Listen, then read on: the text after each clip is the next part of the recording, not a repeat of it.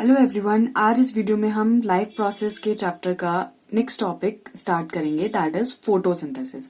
इससे पहले की वीडियो में मैंने इंट्रोडक्शन बता चुकी हूँ, न्यूट्रिशन बता चुकी हूँ। उसी में हमने पढ़ा था कि प्लांट्स जो अपना फूड है वो अपने आप ही हासिल करते हैं, तो वो उस प्रोसेस को कहते हैं हम लोग फोटोसिंथेसिस।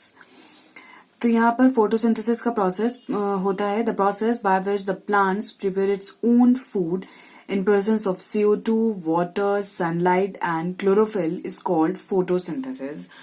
तो कार्बन डाइऑक्साइड और वाटर, सनलाइट और क्लोरोफिल इनके लिए मस्ट होता है, तभी अपने प्रोसेस को कर पाते हैं। तो यहाँ पर मैंने लिखा है इसका raw material water, carbon dioxide, sunlight और क्लोरोफिल, ये चारों चीजों का होना इनके पास एसेंशियल है, तभी अपने प्रोसेस को कर पाएंगे। तो जो वाटर होता है यहाँ पर वो हम लोग प्लांट्स में डालते ही हैं, तो वो सॉइल में चला जाता है, नीचे चला जाता है, रूट्स में चला जाता है, तो वहां से इन्हें ये वाटर मिलता है। कार्बन डाइऑक्साइड इन्हें एयर से मिलती है, जो स्टोमेटा के जरिए इसके अंदर एंटर होती है।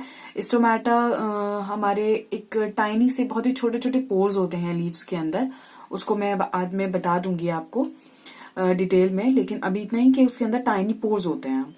फिर यहाँ पर सनलाइट तो सनलाइट होती है। फिर क्लोरोफिल एक ग्रीन कलर का पिगमेंट होता है, जिसकी वजह से कि लीव्स ग्रीन होती हैं। ये बहुत ही इंपॉर्टेंट चीज है, पूछ लेते हैं कि प्लांट में जो लीव्स हैं वो ग्रीन किस वजह से होती हैं, क्या उसके अंदर होता है जिस वजह से वो ग्रीन होती हैं। तो क्लोरोफिल होता है उनके अंदर, जिस वजह से कि वो ग्रीन होती हैं। तो सनलाइट जो है वो इसको एब्जॉर्ब करती है क्लोरोफिल के जरिए। लीव्स में सनलाइट एब्जॉर्ब होगी बाय क्लोरोफिल।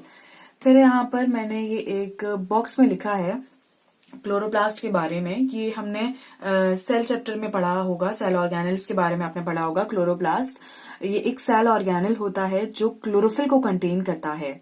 इससे बहुत सारे एमसीक्यूज बन सकते हैं कि प्लांट्स में जो ग्रीन कलर होता है वो किस पिगमेंट की वजह से होता है, तो वो क्लोरोफिल की वजह से होता है। और क्लोरोफिल कौन सा सेल ऑर्गेनल कंटेन करता है, तो वो क्लोरोप्लास्ट कंटेन करता है। और ये भी पूछा जा सकता है कि फोटोसिंथेसिस की साइट क्या होती है, फोटोसिंथेसिस कहाँ होता है, तो फोटोसिंथेसिस क्लोरोप्लास्ट में होता है। ठीक है, फिर उसके बाद है ये एमसीक्यूज के पर्पज से, कंपटीशन के पर्पज से इंपॉर्टेंट है क्लोरोप्लास्ट। फिर उसके बाद हम देखेंगे यहाँ पर इसका इवेंट्स या इसका जो प्रोसेस होता है वो, ये बहुत ही इंपॉर्टेंट है, वेरी इंपॉर्टेंट। ये एग्जाम में पूछ लिया जाता है, बहुत इंपॉर्टेंट है ये।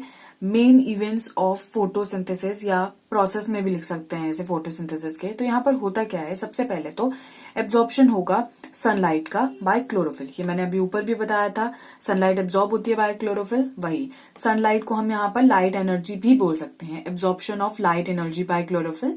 फिर उसके बाद वो जो लाइट एनर्जी होती है वो केमिकल एनर्जी में कन्वर्ट हो जाती है, यानी सनलाइट केमिकल एनर्जी में कन्वर्ट हो जाएगी। वाटर मॉलिक्यूल्स की स्प्लिटिंग होगी। वाटर मॉलिक्यूल्स हमारे H2O है, और वो H2O जो है वो स्प्लिट हो जाएगा, हाइड्रोजन अलग और ऑक्सीजन अलग, दोनों स्प्लिट हो जाएंगे।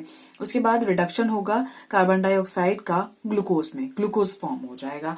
अब यहाँ पर सबसे ज्यादा इंपॉर्टेंट चीज है फोटोसिंथेसिस की, वो है इसकी केमिकल इक्वेशन। तो यहाँ पर इसको पढ़ते हैं हम, इसकी केमिकल इक्वेशन को।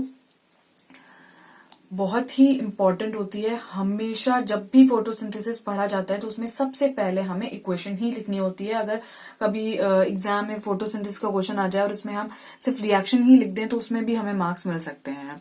तो यहाँ पर इसकी केमिकल इक्वेशन है फोटोसिंथेसिस की। यहाँ पर बताया था अभी ऊपर मैंने रॉ मटेरियल में कि इसके पास कार्बन डाइऑक्साइड और वाटर होता है। कार्बन डाइऑक्साइड कैसे आई थी इसके पास, कार्बन डाइऑक्साइड एयर से मिली इसे, और वाटर कैसे मिला, रूट से मिला। दोनों रिएक्ट करेंगे, सनलाइट और क्लोरोफिल की प्रेजेंस में ग्लूकोज फॉर्म होगा, और ऑक्सीजन, प्लांट्स हमें क्या देते हैं, ऑक्सीजन देते हैं, तो इससे हमें ऑक्सीजन मिल जाएगा। और यहाँ ये भी लिखा है मैंने कि ग्लूकोज जो है लीव्स में स्टोर होता है। ग्लूकोज होता तो है स्टोर इन द लीव्स, लेकिन जब वो फॉर्म होता है तो वो स्टार्च की फॉर्म में फॉर्म होता है, और ऑक्सीजन यहाँ पर रिलीज होती है बाय द एयर। तो ये था हमारा कंप्लीट फोटोसिंथेसिस।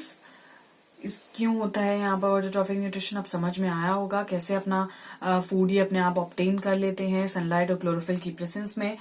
तो ये था हमारा फोटोसिंथेसिस कंप्लीट प्रोसेस, और इसके रॉ मटेरियल सब कुछ, इसकी रिएक्शन। वीडियो पसंद आई हो तो प्लीज इसे लाइक कीजिए और हमारे चैनल को सब्सक्राइब करना मत भूलिएगा। Thank you so much for watching my video.